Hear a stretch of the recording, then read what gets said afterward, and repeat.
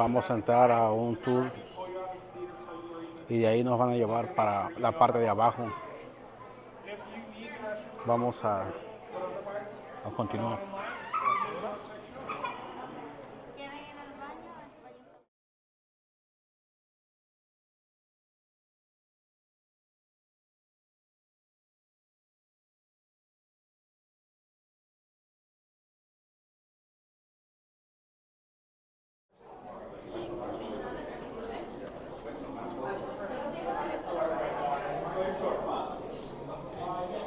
Vamos entrando donde están las turbinas.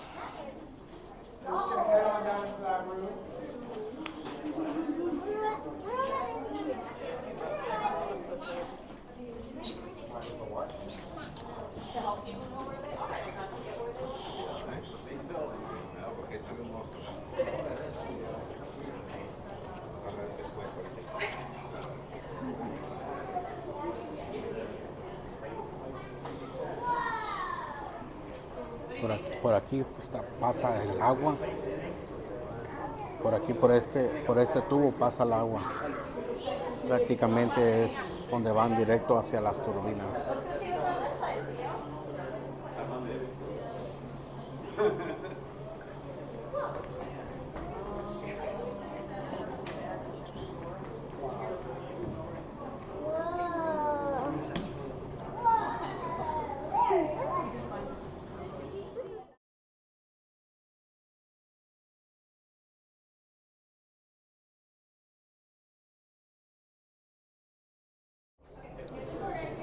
If you did not get a chance to meet me in the elevator right now, my name is Steven. I will be your guide today. So welcome to one of the 4 diversion tunnels here at Hoover Dam. We are right here, X marks the spot where that yellow line crosses that light blue line. As I said, these are diversion tunnels. They were meant to divert water around the dam during construction initially. There are 4 of them, as you can see. Each tunnel all 4 tunnels took just under 4 or 2 years to dig.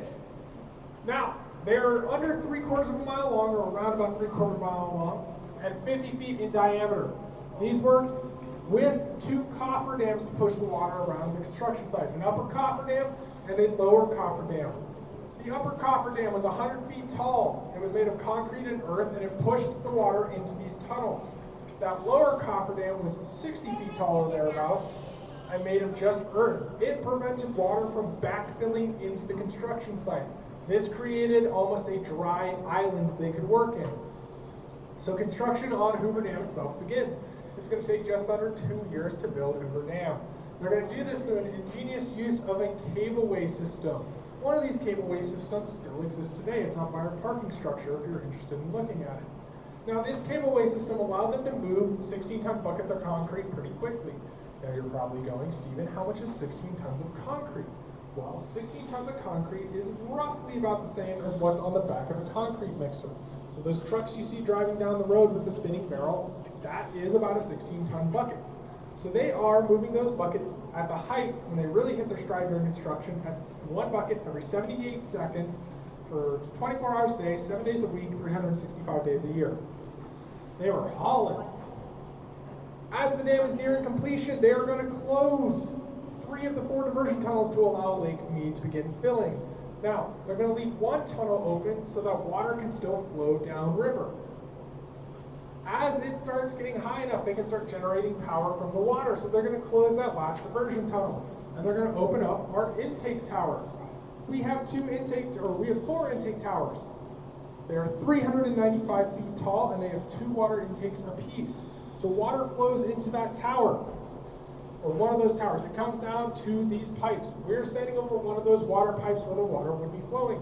Now, at maximum capacity, the pipe beneath your feet can flow up to 96,000 gallons of water per second. It could fill an Olympic-sized swimming pool in less than 7 seconds. The water exits that pipe. It goes into a sharp left turn down these smaller pipes to our generators. This spins a turbine and creates electricity. The water is then dumped back into our tail bay and flows downriver. But remember, they had that coffer dam there in the way. So what did they do? They got rid of it. They destroyed it. They blew it up. Water can now flow downriver again. But the upper Hoover Dam was actually left in place and is still out underneath the lake today. They did not need to remove it. It's going to take 6.5 years for Lake Mead to fill. In that time, they're going to finish building our spillways. We have 2 spillways. These are from when we have excess water or too much water, we can route it around the dam. These spillways are built 27 feet below the top of the dam. They've only ever been used twice, once in 1941 to test them to make sure they worked. They did. Excellent, great, because the only other time we needed them was in 1983. In 1983, we saw a record snowpack and snow melt that caused the river and the lake to rise to within 7 feet of overtopping Hoover Dam. The spillways were in use for 63 consecutive days, routing excess water around the dam. Now, we're going to go to our next stop on the tour after this. Please make sure you're following me out of this room and to the elevators. We're going to be waiting there for them to arrive. Now, make sure you stay together with your friends and family as we are taking 2 elevators. Both elevators go to the same location, so if you get it split up, it is fine, but it's much easier if you stick together.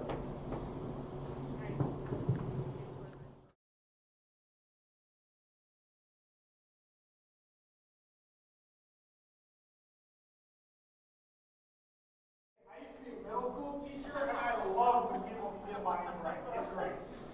All right, so if we have time, there will be a quiz at the next stop or after the next stop. Don't worry, it's not hard, because here's the question that you'll need to answer. I said I was a middle school teacher. Quizzes are also great. When Hoover Dam was constructed, all the way back in the 1930s, it was always intended to be viewed by tourists and people visiting and taking tours. So they knew people like you would all one day cram together in your cars, drive on down to the middle of nowhere, and come look at a bunch of concrete. Now, with this in mind, they didn't just want it to be a bunch of just concrete in the middle of the desert. So what did they do? They added designs to it. At the next stop, when we're done talking and we're waiting for the elevators, I'm going to ask you questions. What colors did you see in the power plant? And you're probably going, but Stephen, it's a power plant. It's all going to be gray. That's where you're wrong. It's not all going to be gray, and I want to know what colors are in there. So you guys are going to have to tell me when we're done. So keep that in mind if people were going to come visit this dam. Does anyone know what the style of the parapet at the top of the dam is? The artistic, architectural design they use. Does anyone know what that style is called? Close. Art Deco. So, Art Deco was the thing in the early 20th century. It was nice, modern, sleek, cool. They liked it a lot, so they decided that's what the dam was going to look like. So they added a bunch of Art Deco designs to the top of it. How many of you guys have ever seen the movie Metropolis? It's an old 1930s German film. Oh, not as many people as I hope. Those statues up there, the winged statues, very similar to the styles we see in that movie. Now, what else? What kind of topics should we talk? Oh, some of you guys have noticed the colors in the rocks. All right, who wants to give me one of the rock colors you see in front of you? Red. White. What's another color? Black. Black. Green. Green. Okay, we're going to talk about 3 of those colors. We're going to talk about red, white, and green. Let's take a stab. If we know anything about minerals, what do we think the green mineral is? Copper. Yes, it's copper. Think of the Statue of Liberty and how green it is, or the statues in the winged statues we have at the top of the dam. What is that red color? Iron. Excellent. It is iron. What do we think the white color is? I heard calcium. It is calcium. It's calcium carbonate. It comes from the water. Now, if you look above your head, you also notice we have tinted plastic roofing. This is because we have a lot of seepage. We don't use the L word here because it doesn't exist. We use the seepage word. Now, because of all the pressure that is against the dam wall, Hoover Dam estimates 45,000 square pounds of pounds, 45,000 pounds per square foot of pressure on the base. That forces water into all the cracks and crevices, causes it to seep around and through the rocks. The rock we have here is andesite presa, or breccia. It is a volcanic type rock that is Puedes traducirlo en inglés. I have heard our elevators in retail colleges for En español. ¿Lo buscas en español? breath every once in a while. I kind of forget about that. Again, I can't say it enough. I used to be a public teacher. I like to hear the sound of my own voice. Porque lo traduzcas español lo que hable, te lo traduces despacito, Pablo, se oye como si estuvieras hablando.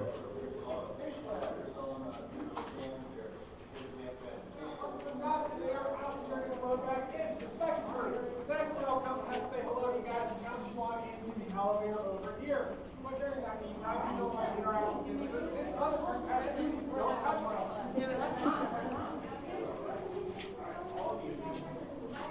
Where's Mom? Is she up there?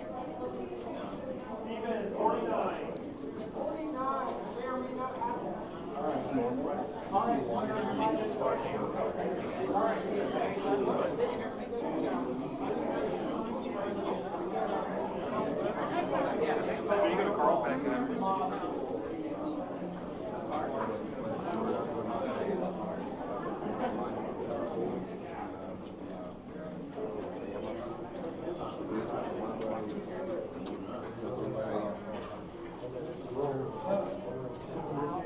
Todas estas personas vienen también a un tour.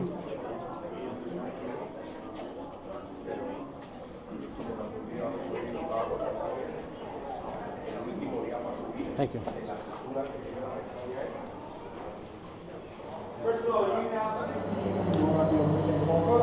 Again, folks, please do not stop in the doorway. Keep moving down the length of the rail. If you stop in the doorway, it causes congestion and not everyone can see everything. So please keep moving down the length of the railing. All right, folks, welcome to the Nevada side of the power plant. You can tell here in the Nevada side of the power plant, we're looking at the work or the generator closest to us. That generator at that orange part says N1. N1 stands for number 1. If we were to go to the Arizona side of the power plant, it would say A1 for Arizona. Aquí están arreglando una de las turbinas. Miren lo grande que está, para que se den una idea.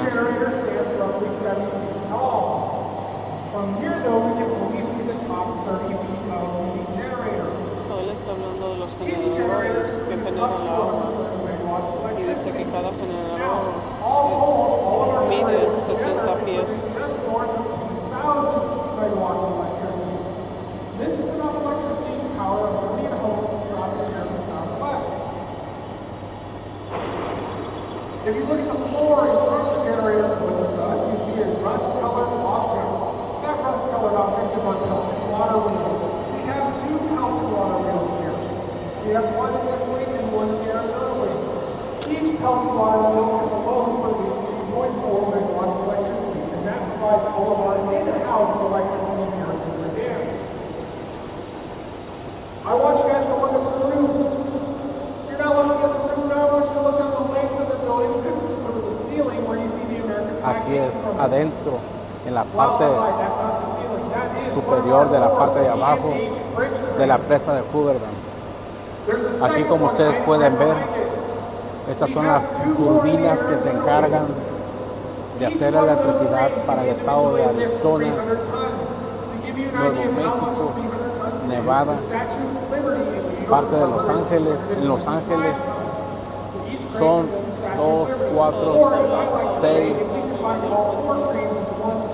7, 8 turbinas las que están dando Esas grúas, porque es lo que está más pesado de los generadores, necesitan las grúas para poderlo levantar y están trabajando aquí abajo en uno del puente, están trabajando en un generador ahorita. Dice, mira abajo de tus zapatos y abajo de el puente es donde están arreglando un by the Martina family. In 1937, the approximate cost of this flooring was $59,000 to the entire 121,000 square feet of this facility. Now, to replace these floors with a floor of equivalent quality today would cost millions of dollars. So that's a great steal for what we got today. Now, there are new designs in this marble flooring. There's one over here by the black benches and one in the alcove over there.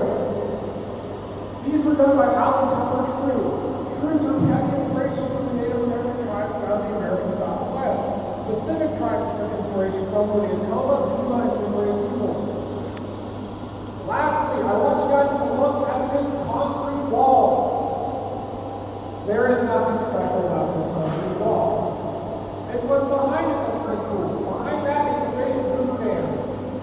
At this level, Hoover Dam is approximately 450 feet big.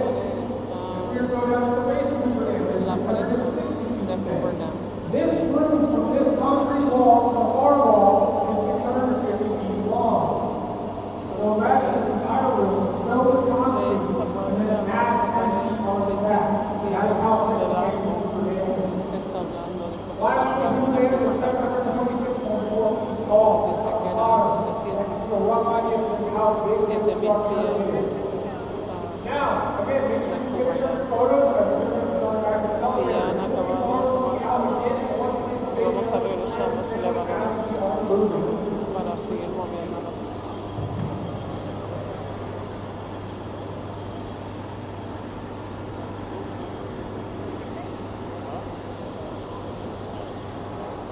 Alrighty. Estás muy arriba.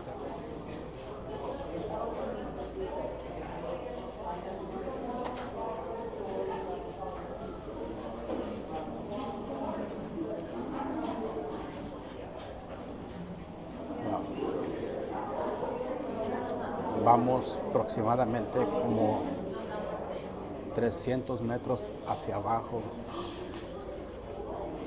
a donde están las turbinas, de la altura de la presa de Hoover Dam, 300 metros hacia abajo. Hemos bajado. Ahorita vamos rumbo donde están las turbinas, donde hacen la electricidad.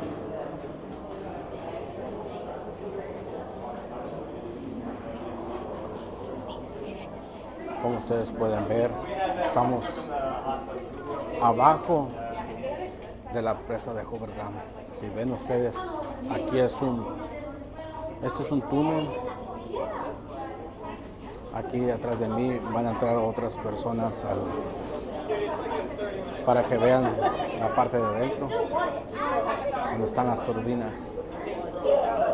Eso es a 300 metros. Estamos. Lo que ustedes miran arriba de la presa de Hoover Dam, nosotros estamos hacia la parte de abajo, 300 metros, donde sale básicamente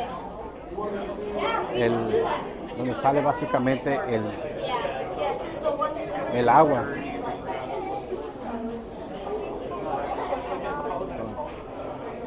Aquí nosotros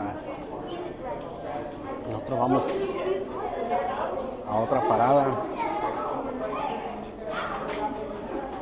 Espero que te esté gustando este video y que me apoyes para que de esa forma pueda llevarte del mundo a tu casa más videos como estos.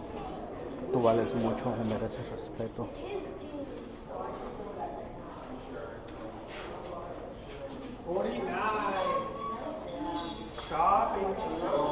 Ella es mi esposa Miriam. Mi esposa, como usted la saluda a la cámara. On tour.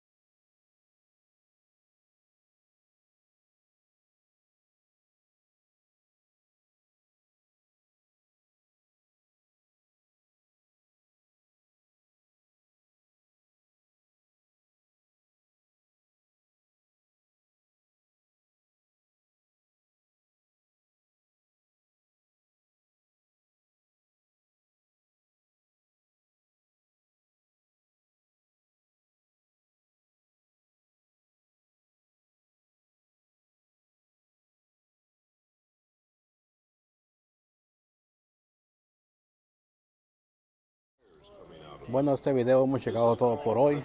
Espero que te haya gustado y que el próximo llegue hasta la puerta de tu casa, del mundo a tu casa. Hasta luego.